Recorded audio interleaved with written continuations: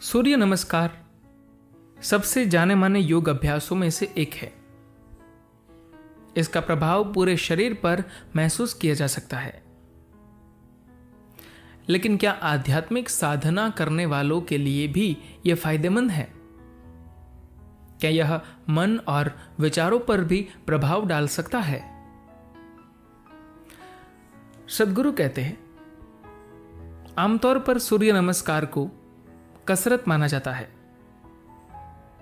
जो आपकी पीठ, आपके मांसपेशियों वगैरह को मजबूत करता है। हाँ, वह यह सब और इसके अलावा भी बहुत कुछ करता है। यह शारीरिक तंत्र के लिए एक संपूर्ण अभ्यास है,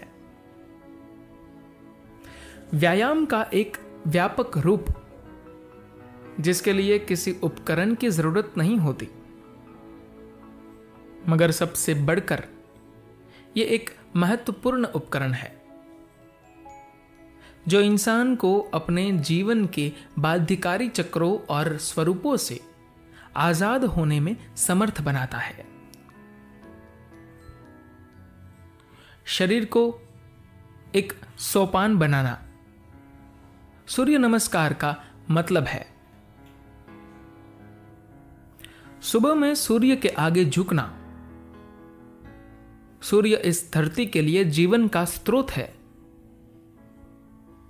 आप जो कुछ खाते हैं, पीते हैं और सांस से अंदर लेते हैं, उसमें सूर्य का एक तत्व होता है।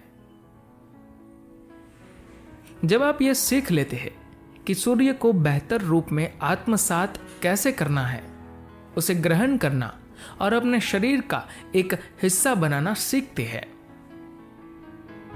तभी आप इस प्रक्रिया से वाकई लाभ उठा सकते हैं। भौतिक शरीर उच्चतर संभावनाओं के लिए एक शानदार सोपान है,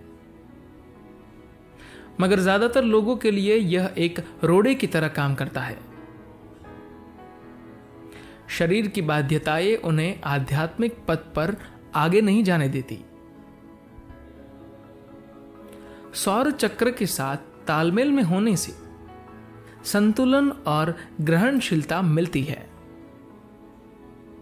यह शरीर को उस बिंदु तक ले जाने का एक माध्यम है जहां वह कोई बाधा नहीं रह जाता।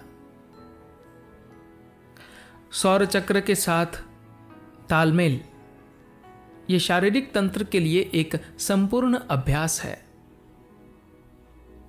व्यायाम का एक व्यापक रूप, जिसके लिए किसी उपकरण की जरूरत नहीं होती। सूर्य नमस्कार का मकसद मुख्य रूप से आपके अंदर एक ऐसा आयाम निर्मित करना है जहां आपके भौतिक चक्र सूर्य के चक्रों के तालमेल में होते हैं। यह चक्र लगभग 12 साल और 3 महीने का होता है। यह कोई संयोग नहीं है, बल्कि जानबूझकर इसमें 12 मुद्राएं या 12 आसन बनाए गए हैं। अगर आपके तंत्र में सक्रियता और तैयारी का एक निश्चित स्तर है और वह ग्रहणशीलता की एक बेहतर अवस्था में है, तो कुदरती तौर पर आपका चक्र सौर चक्र के तालमेल में होगा।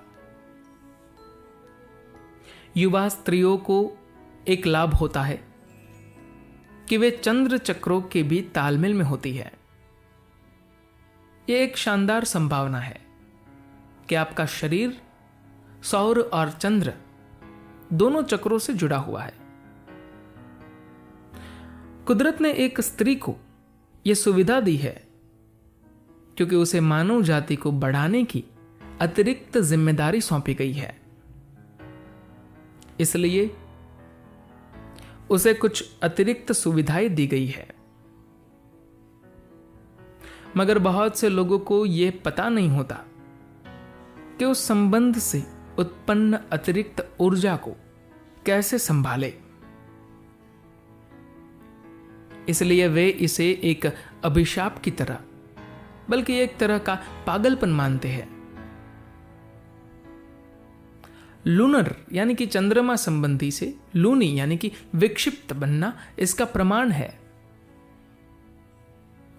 चक्रीय से परे जाने के लिए चक्रों का इस्तेमाल चंद्र चक्र, जो सबसे छोटा चक्र 28 दिन का चक्र, और सौर चक्र जो 12 साल से अधिक का होता है, दोनों के बीच तमाम दूसरे तरह के चक्र होते हैं।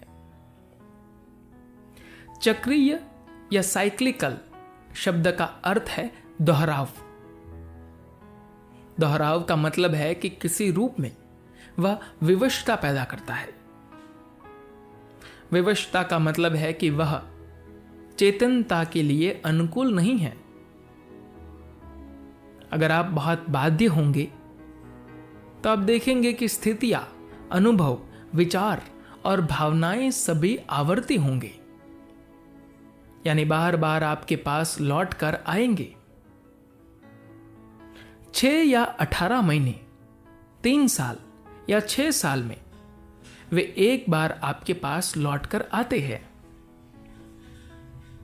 अगर आप सिर्फ मुड़कर देखें तो आप इस पर ध्यान दे सकते हैं। अगर वे 12 साल से ज्यादा समय में एक बार लौटते हैं तो इसका मतलब है कि आपका शरीर ग्रहणशीलता और संतुलन की अच्छी अवस्था में है। सूर्य नमस्कार एक महत्वपूर्ण प्रक्रिया है जो इसे संभव बनाती है। साधना हमेशा चक्र को तोड़ने के लिए होती है, ताकि आपके शरीर में और बाध्यता न हो और आपके पास चेतनता के लिए सही आधार हो। चक्रीय गति या तंत्रों की आवर्ती प्रकृति, जिसे हम पारंपरिक रूप से संसार के नाम से जानते हैं, जीवन के निर्माण के लिए जरूरी स्थिरता लाती है।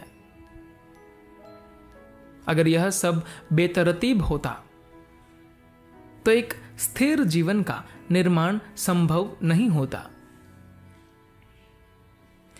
इसलिए सौर चक्र और व्यक्ति के लिए चक्रीय प्रकृति में जमे रहना जीवन की दृढ़ता और स्थिरता है। मगर एक बार जब जीवन विकास के उस स्तर पर पहुंच जाता है जहां इंसान पहुंच चुका है, तो सिर्फ स्थिरता नहीं बल्कि परे जाने की इच्छा स्वाभाविक रूप से पैदा होती है।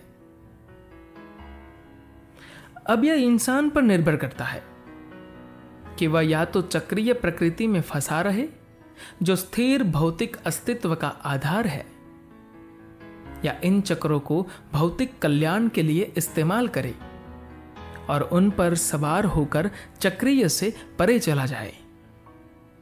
धन्यवाद।